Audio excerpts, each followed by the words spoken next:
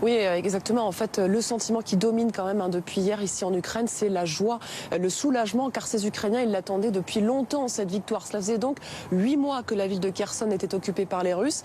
Et hier, quand le ministère ukrainien de la Défense a annoncé officiellement que l'armée était parvenue à rentrer dans la ville, eh bien, beaucoup d'Ukrainiens ont exprimé ce soulagement, beaucoup sur les réseaux sociaux, mais aussi dans les rues. On l'a entendu à l'instant, dans ce sujet, mais effectivement, hier soir à Kiev, ici même, sur la place Maïdan, environ 250 personnes se sont réunies assez spontanément pour célébrer ensemble cette reprise de Kherson. On y était avec Sébastien Savoie et on a vu ces personnes chanter des chants ukrainiens, des chants patriotiques, scander à plusieurs reprises « Vive Kherson, Kherson c'est l'Ukraine ».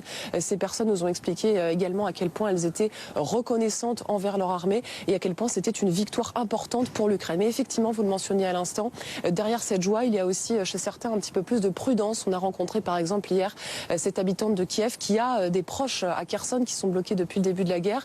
Et elle nous a expliqué qu'elle craignait en fait une riposte, une représaille de la part des Russes dans les prochains jours et qu'ils se mettent à pilonner Kherson de façon massive.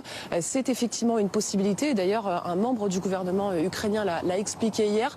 Donc encore une fois, beaucoup d'allégresse, de joie depuis hier, mais effectivement de la vigilance pour ces Ukrainiens qui attendent de voir comment la situation va évoluer dans les prochains jours.